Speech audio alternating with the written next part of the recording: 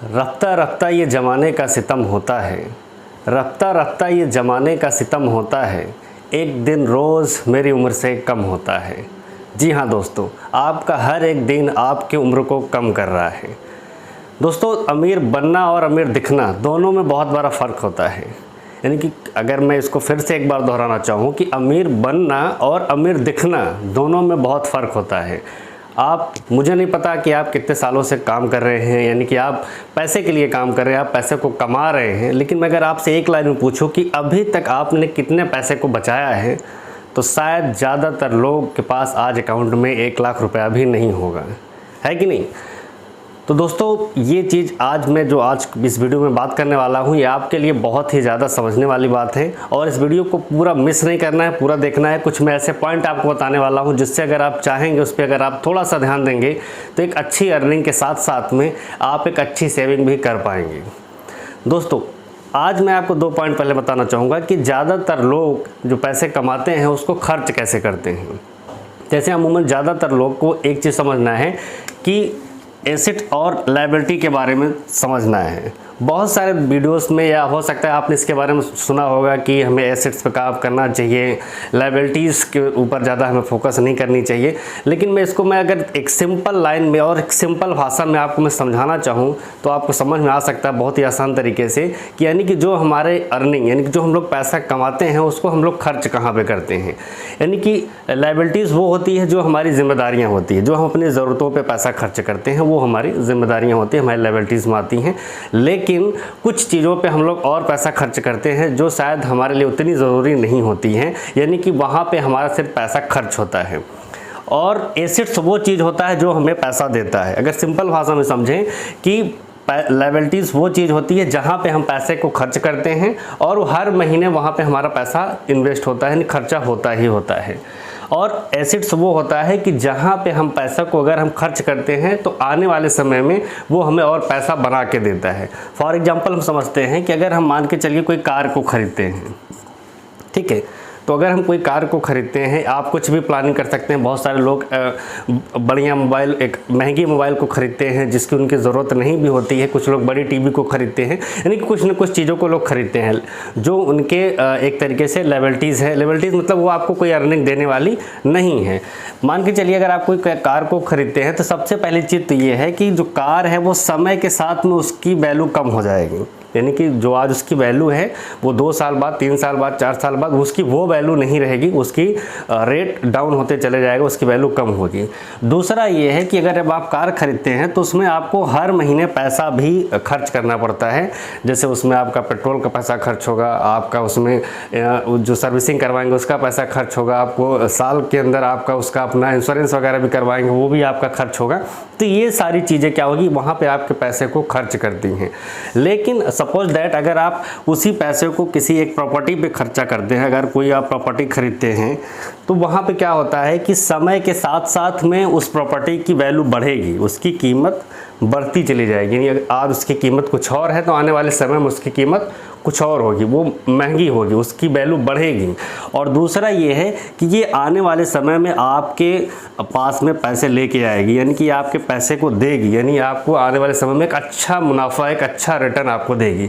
लेकिन जहाँ पे कार की बात करते हैं वहाँ पे आपको हर महीने वो आपके जेब से पैसे को ले रही है। तो ऐसे बहुत सारी चीज़ें हैं जो एक आम आदमी, एक मिडिल क्लास इस चीज़ को नहीं समझ पाता है और वो अपने पैसे को ज़्यादातर, वो अपने पैसे जितना भी कमाता है, मुझे नहीं पता कि आपकी आमदनी क्या है। बहुत सारे लोग मैंने देखा है कि 20 से 25,000, 30,000 से कम कमाने वालों की संख्या आज के टाइम में बहुत ज़्यादा है। तो वो आप जो भी पैसे कमा रहे हैं वो आपका पैसा कहाँ खर्च हो रहा है। अगर आपका पैसा, ज़्यादातर पैसा आपका इस सेक्टर में खर्चा हो रहा है, यानी कि लायबिलिटीज़ में खर्चा हो रहा है, जहाँ पे आपको कोई मुनाफा नहीं हो रहा है और आने वाले समय में कोई आपको फ़ायदा भी होने वाला नहीं है, तो अगर आप वहाँ पे पैसा अभी तक खर्च कर रहे थे तो आप बंद कर दीजिए। आप कोशिश करिए कि ज़्यादातर पैसा यहाँ जो ज़रूरत की चीज़ें हैं उन्हीं पे खर्चा करके बाकी पैसे को आप इधर इन्वेस्ट करिए, एसेट्स के ऊपर। कुछ भी आप एसेट्स बना सकते हैं, आप प्रॉपर्टी में इन्वेस्ट कर सकते हैं, आप आरडी में इन्वेस्ट कर सकते हैं, आप एफडी में इन्वेस्ट कर सकते हैं, म्यूचुअल फंड में इन्वेस्ट कर सकते हैं। बहुत सारी चीज़ें हैं जहाँ पे आप पैसे को इन्वेस्ट करके आप एक अच्छी इनकम को ले सकते हैं। आगे की वीडियो में उसके भी मैं बात करता हूँ। आप अपनी इनकम को कैसे इस 8 सीट्स के ऊपर कैसे लगा सकते हैं, उसके लिए सबसे पहला आपको काम करना है कि जैसे ही आपकी इनकम होती है, जैसे ही आपको महीने में तनख्वाह मिलती है, तो सबसे पहला आपको काम जो करना है कि आपको उसमें से 10 से 20% आपको कम से कम हर महीने सेविंग करना है।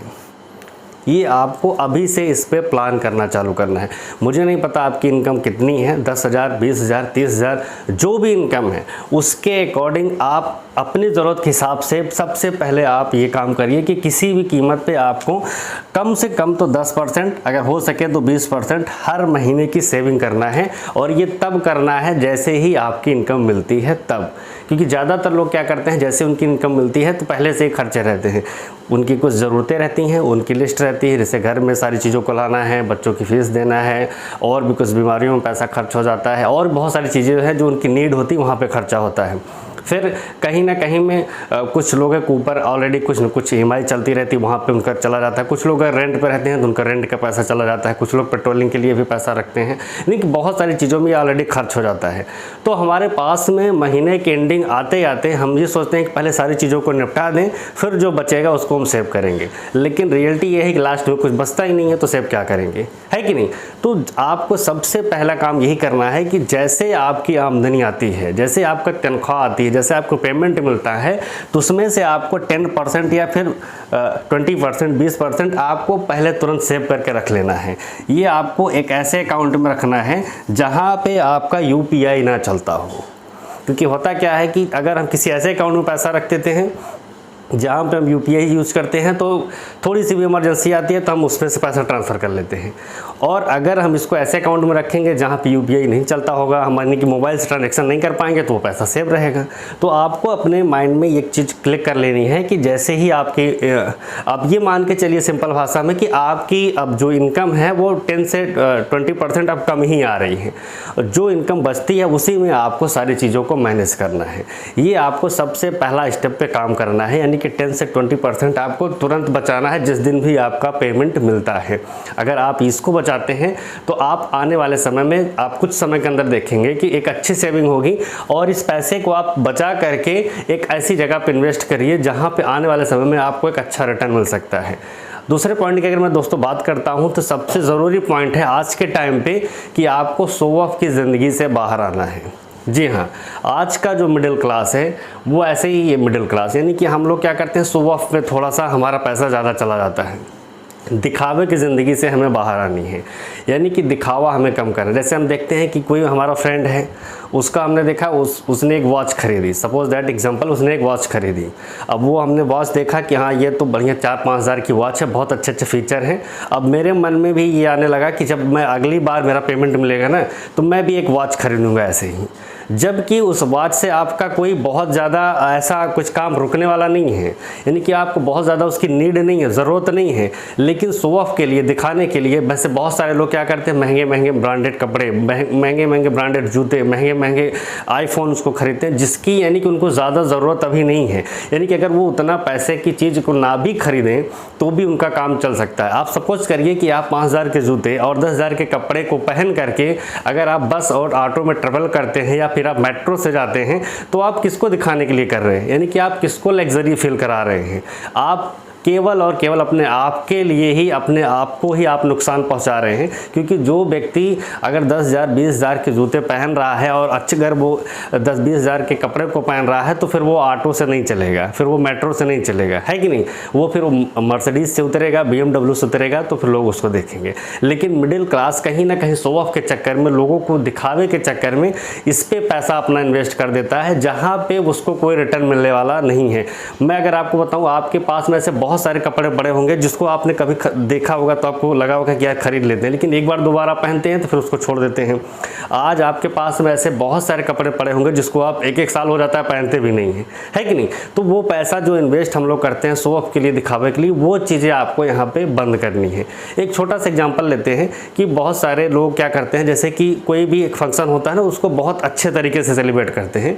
मैं पर्सनली ऐसा आपको नहीं कह रहा हूँ कि आपको नहीं करना है, करना चाहिए, लेकिन अपने सभी चीज़ों को देखते हुए। जैसे अभी हम लोग अगर मिडिल क्लास की बात करते हैं, तो मिडिल क्लास व्यक्ति क्या करता है कि अपने पैसों को, पहले बात उसके बाद पैसे बचते ही नहीं हैं, लेकिन मान लीजिए कोई पैसा बच रहा है उसके पास में, तो वो क्या करता है कि जैसे मैं एग्जांपल लेता हूँ, एक मेहता जी हैं और एक हमारे पास में शर्मा जी हैं। मेहता जी क्या करते हैं, मैं आपको एग्जांपल में समझाता हूँ। ये हैं हमारे मेहता जी और ये हैं हमारे शर्मा जी। ये मेहता जी हैं और ये शर्मा जी हैं, दोनों बहुत अच्छे दोस्त हैं। लेकिन होता क्या है कि आने वाले समय में दोनों के घर में एक बच्चे का जन्म होता है, बहुत ही खुशियां होती हैं, सेलिब्रेट होता है। मेहता जी क्या करते हैं, अपने बच्चे के हर एक जन्मदिन पे वो क्या करते हैं, केवल अपने घर के अंदर छोटा सा केक मंगवा के सेलिब्रेट कर लेते हैं। किसी बाहर को लोग को नहीं बुलाते हैं, किसी चीज़ को इन्वॉल्व नहीं करते हैं। उनको ये लगता है कि इन चीज़ों पे जो हम पैसा खर्च करेंगे, उस पैसे को हम अगर सेव करके कहीं इन्वेस्ट करते हैं तो आने वाले समय में हमारे बच्चों के लिए वो काम आ सकता है। लेकिन शर्मा जी को दिखावे का शौक़ है, शर्मा जी को शो ऑफ का शौक़ है। वो क्या करते हैं, हर साल अपने बच्चे के जन्मदिन पे खूब धूमधाम से खर्चा करते हैं, तकरीबन 40 से 50 हज़ार रुपये का खर्चा करते हैं। आस पड़ोसियों को भी बुलाते हैं, रिश्तेदार को भी बुलाते हैं, खूब धूमधाम से हर साल बच्चे का सेलिब्रेशन करते हैं।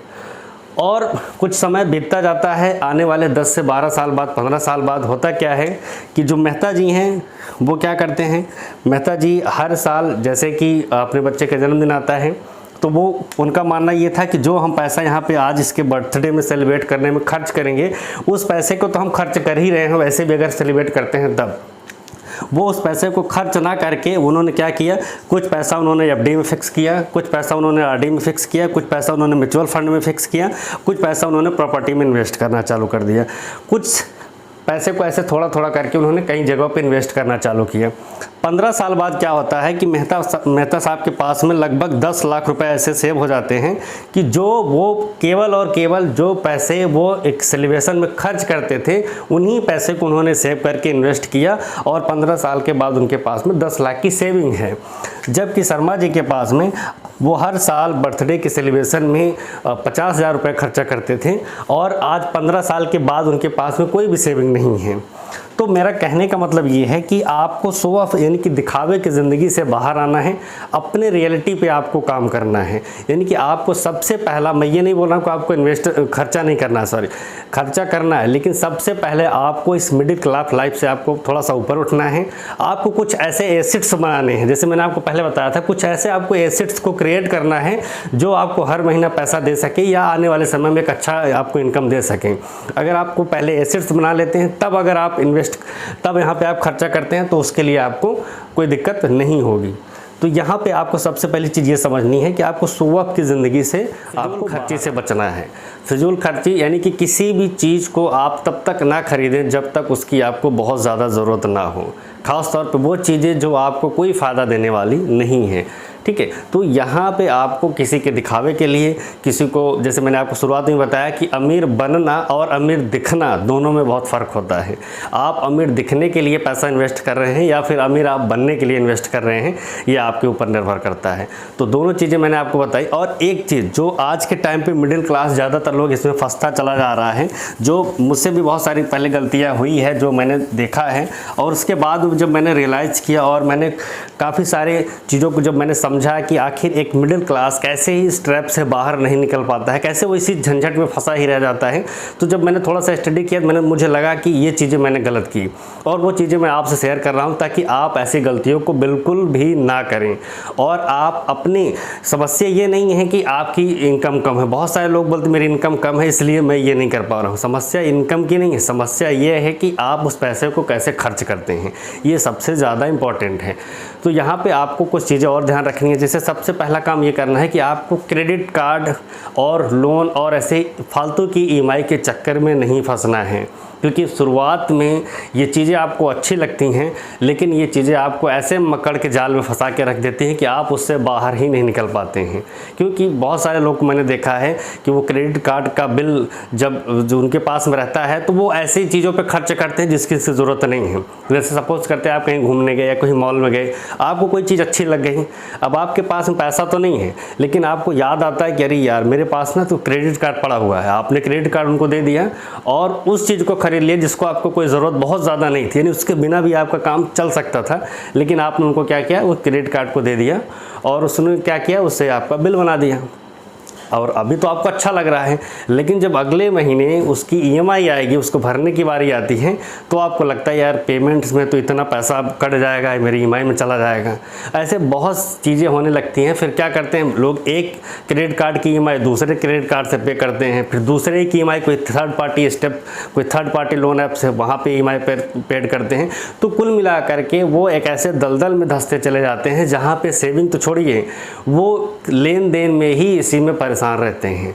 तो सबसे पहला आपको काम ये करना है कि आपको क्रेडिट कार्ड का यूज ही नहीं करना है। अगर आपका नहीं बना है तो भैया मत ही बनवाइए, ज़्यादा अच्छा रहेगा। क्रेडिट कार्ड का आपको बिल्कुल यूज़ नहीं करना है, किसी भी लोन ऐप का आपको कोई यूज़ नहीं करना है। जब आपको कोई विशेष इमरजेंसी आती है तो उस समय में अगर आप कुछ कर सकते हैं तो वो अलग मैटर है, वो भी एक विशेष इमरजेंसी मतलब कोई मेडिकल इमरजेंसी, तो आप वहाँ पे इस चीज़ों को कर सकते हैं। और मेडिकल इमरजेंसी के लिए तो मैं भी एक चीज़ आपको रिकमेंड करूँगा कि आप मेडिक्लेम के लिए भी अगर कोई आप इंश्योरेंस करवा के रखते हैं तो आपके लिए सबसे ज़्यादा सेफ़ और सबसे ज़्यादा अच्छा होगा। क्योंकि लोगों को लगता है कि जब कोई बीमारी आती है तो उनको लगता है मेरा यहाँ पर इतना पैसा खर्चा हो रहा है, ठीक नहीं। लेकिन अगर आप आज के टाइम पर बहुत सारी कंपनियाँ हैं जो आपको मेडिक्लेम पे इंश्योरेंस देती हैं, यानी आपके दवाई से खर्च को लेकर के ऑपरेशन के खर्च आने जाने, ऐसे बहुत सारी चीज़ों पे हैं जो आपको यानी कि आपको इंश्योरेंस करके देते हैं, आपको पैसा मिलता है। वहाँ पे आप हर साल छोटा सा एक इन्वेस्टमेंट करके अपने लिए एक पॉलिसी ले सकते हैं, अपने बच्चों के लिए एक पॉलिसी ले सकते हैं जो आपको मेडिकल इमरजेंसी में काम आएगा। तो जब आपके पास ये पॉलिसी भी रहेगी तो आपको कहीं जाने की ज़रूरत नहीं पड़ेगी। और ये तब कर पाएंगे आप जब आपके पास में सेविंग कर पाएंगे आप, तभी आप इन चीज़ों पर थोड़ा सा ध्यान दे पाएंगे। तो इस पर भी आपको थोड़ा सा काम करना है। क्रेडिट कार्ड वाले, ईएमआई वाले, लोन वाले फालतू के झमेले से आपको नहीं पड़ना है, कभी भी दिखावे के लिए इन सब चीज़ों में नहीं पड़ना है। और जब आपके पास में ऐसा कोई चीज़ नहीं रहेगा तो आप शांति से आप अपने आप को जब देखेंगे तो आप समझ पाएंगे कि आप कुछ चीज़ों को दिखावे के चक्कर में ना खर्च करके उस पैसे को आप बचा करके आप किसी ऐसी जगह पे इन्वेस्ट करिए जहाँ पे आने वाले समय में आपको एक अच्छा रिटर्न मिल सकता है, ठीक है। और अगले पॉइंट बता देता हूँ कि गवर्नमेंट जॉब और प्राइवेट जॉब में अंतर क्या होता है। देखिए, गवर्नमेंट जॉब में एक चीज़ होती है कि जो भी आपकी सेविंग होती है, जैसे कि वहाँ पे जो उनकी पेमेंट मिलता है, जैसे गवर्नमेंट में क्या है उनका फिक्स है। अगर किसी की अगर सपोज दैट पेमेंट अगर 30,000 रुपये है, ठीक है, तो वहाँ पे क्या है कि उनका 3 से 4,000 रुपये हर महीना कट जाता है। चाहे आप पीएफ को समझ लीजिए, चाहे वो आप टीएडीए में समझ लीजिए, टीएडीए तो अलग मैटर हो गया, लेकिन पीएफ के तरीके से उनका ये 3 से 4,000 रुपये हर महीने गवर्नमेंट में उनका कट जाता है कि नहीं। लेकिन प्राइवेट में क्या है, प्राइवेट में आपको 30,000 रुपये कंपनी पूरा आपको दे देती है। किसी किसी जगह पे है जो पीएफ के लिए पैसा कटते हैं, लेकिन प्राइवेट में आपको क्या है कि ज़्यादातर केसेस में होता है कि आपको पूरा पेमेंट आपको कंपनी आपके हाथ में दे देती है। गवर्नमेंट में क्या है कि वो ऑलरेडी उन्हीं से ही जो उनकी पेमेंट होती है उन्हीं के तनख्वाह से ही हर महीने 3 से 4,000 रुपये काट लेती है। तो बचे हुए पेमेंट से वो अपना काम करते हैं। हमारे प्राइवेट वालों में क्या है कि वो आपको पूरा पैसा दे देती है। जब पूरा पैसा दे देती है तो हम उसमें से सेविंग नहीं कर पाते हैं, पूरा पैसा खर्च कर देते हैं। लास्ट टाइम होता क्या है कि 25 से 30 साल जॉब करने के बाद में, और इधर 25 से 30 साल जॉब करने के बाद में जब कोई गवर्नमेंट वाला व्यक्ति रिटायर होता है तो उसको 1 करोड़ रुपए, 2 करोड़ रुपए या 1.5 करोड़ रुपए ये उसको इकट्ठा मिलता है। वो कौन सा पैसा होता है? वो यही पैसा होता है जो 3 से 4,000 रुपये हर महीने उसका कंपनी, उनका गवर्नमेंट सेक्टर में जो कटता है, वही पैसा उनको 20 साल बाद, 25 साल बाद या 30 साल बाद जब वो रिटायर होते हैं तो वही पैसा उनको इकट्ठा मिलता है। तो उनको लगता है यार हाँ 1.5 से 2 करोड़ रुपए मुझे मिला है कि नहीं। लेकिन प्राइवेट में क्या है, आपको पूरा कंपनी पैसा दे रही है। तो हम क्या करते हैं, जितना पैसा आता है सब पूरा खर्च कर देते हैं। हम अपने लिए महीने में कोई सेविंग नहीं करते हैं, कोई भी इन्वेस्टमेंट नहीं करते हैं। इसीलिए 20 साल 25 साल बाद भी जॉब करने के बाद भी आपके अकाउंट में 10 लाख रुपया भी नहीं होता है। तो ये चीज़ें तो ऐसे भी हमें समझ लेनी चाहिए कि अपने हर महीने की सेविंग से हमें कुछ पैसे को 10 से 20%, जैसे मैंने आपको पहले बताया, सेव करना है और उस पैसे को कहीं पे इन्वेस्ट करना है। कहाँ पे इन्वेस्ट करना है वो भी मैं कहाँ पे करना है जैसे आपके पास में जो भी सेविंग होती है उसको आप चाहें तो कहाँ कहाँ इन्वेस्ट कर सकते हैं। सबसे पहले है आप म्यूचुअल फंड में इन्वेस्ट कर सकते हैं। मैंने पर्सनली अपने लिए 3 से 4 म्यूचुअल फंड में मैंने पैसा इन्वेस्ट करके रखा है और एक अच्छी ग्रोथ कर रहा है। फिर अगले वीडियो में मैं इसके बारे में भी आपको डिटेल में बताऊंगा कि जहाँ पे आप मंथली एसआईपी लेकर के एक बहुत अच्छी इनकम को ले सकते हैं, तो ये आपके लिए सबसे बेस्ट ऑप्शन हो सकता है। दूसरा, आप एफडी में पैसे को इन्वेस्ट कर सकते हैं, आरडी में इन्वेस्ट कर सकते हैं, आप एलआईसी में भी कुछ प्रीमियम वगैरह ले सकते हैं। इसके अलावा आप प्रॉपर्टी में भी बहुत अच्छा इन्वेस्ट करके आप यहाँ पे फ़ायदा ले सकते हैं। बहुत सारे लोग शेयर मार्केट में भी पैसा लगा के पैसा को कमा रहे हैं। तो बहुत सारी चीज़ें हैं, जब आप इस पर आप रिसर्च करना चालू करेंगे तो आपको बहुत सारी चीज़ें ऐसी मिलेंगी जहाँ पे आप अपने हर महीने की सेविंग को इन्वेस्ट कर सकते हैं। मैंने पर्सनली अपने लिए मैं अपनी बात करूँ, म्यूचुअल फंड में और एफडी में मैंने पैसा ऑलरेडी लगा के रखा है, एलआईसी में भी मैंने प्रीमियम लगा के रखा है, वो चल रहा है। और रिसेंटली मैंने कुछ मंथली के अंदर में मैंने 2-3 प्रॉपर्टी में भी पैसे को इन्वॉल्व करके रखा है। तो यहाँ पर अगर आप तभी आप काम कर पाएंगे जब आप हर महीने सेविंग को करेंगे, और उस सेविंग यानी और शो ऑफ की ज़िंदगी से अगर थोड़ा सा आप बाहर आएंगे, दिखावे की दुनिया से थोड़ा सा बाहर आकर के उस पैसे को अगर आप यहाँ पे इन्वेस्ट करते हैं तो आने वाले समय में एक बहुत अच्छा आपको रिटर्न मिलने वाला है, बहुत अच्छा प्रॉफिट आपको मिलने वाला है। ठीक है। दूसरा आपको काम करना है। अब आप सोचेंगे यार कि अभी इसके लिए मेरे पास में उतना नहीं है बजट, या मैं अभी नहीं कर पाऊंगा इंस्टेंट, यानी कि अभी से क्या मैं कर सकता हूं। तो सबसे अच्छी बात, अगर आप इस वीडियो को देखने के बाद मेरा एक भी पॉइंट अगर आपको अच्छा लगा तो उसको तो आप फॉलो करिए ही, लेकिन अभी मैं जो आपको बताने वाला हूं ना उसको तो आपको आज से और अभी से करना चालू करना है। वो क्या है? सबसे पहला, आज से ही आपको एक चीज़ करनी है, ज़्यादा नहीं, आप अपने बजट के हिसाब से इसको आप बढ़ा भी सकते हैं। मिनिमम मैं 20 रुपए की बात करता हूँ, आप 20 रुपए पर डे बचाने की कोशिश करिए। बचाने नहीं, बचाना ही है। आपको 20 रुपए की सेविंग पर डे करना है। ठीक है, इतना तो आप कर सकते हैं। मुझे नहीं पता है आपकी इनकम क्या होगी, आपको लग रहा है यार 20 रुपए तो बहुत छोटी इनकम होती है कि नहीं? तो आप अपने हिसाब से उसको 100 कर सकते हैं, 50 कर सकते हैं, जो भी आपको अपने बजट के अकॉर्डिंग लगे। लेकिन ये एक दिन नहीं करना है, 2 दिन नहीं करना है, रोज़ डेली करना है। यानी कि 20 रुपए की सेविंग आपको आज से ही करनी चालू करनी है। ठीक है। अब आप ये देखिए कि आप दिन भर में 20, 50 या 100 रुपए कहीं ऐसी जगह तो नहीं खर्चा कर रहे हैं कि जहाँ पे आपको ज़रूरत नहीं है। उसी पैसे को बचा करके सेव कर सकते हैं। डियर फ्रेंड्स, अगर इस 20 रुपए, केवल 20 रुपए को अगर आपने सेव करना चालू कर दिया तो आप देखेंगे 1 साल में आपको लगभग 7,000 की सेविंग होगी। और अगर इसको आप कहीं इन्वेस्ट करते हैं, अगर किसी प्लान के तहत इसको इन्वेस्ट करते हैं, तो आपके पास में 10 से 15 साल के बाद में आपको ये 20 रुपए ही आपको आने वाले समय में आपको 8 से 10 लाख रुपए हो जाता है। वो कैसे होगा मैं इस वीडियो में, क्योंकि वीडियो ऑलरेडी लंबा हो चुका है, डिटेल में नहीं बताऊंगा। लेकिन एक चीज़ आप समझ लीजिए कि 20 रुपए अगर आज से सेविंग करना चालू करेंगे तो आपके माइंड में एक चीज़ क्लियर हो जाएगी कि रोज़ आप इस पर काम करेंगे। यानी कि 20 रुपए आपको रोज़ डेली बचाना है, और आपको ऐसे जगह पे इसको खर्च मतलब रखना है कि जहाँ पे आप खर्च मत करिए। कोई दिक्कत आती है तब भी इसको आप खर्च नहीं करना है, इसको आपको सेव करके रखना है।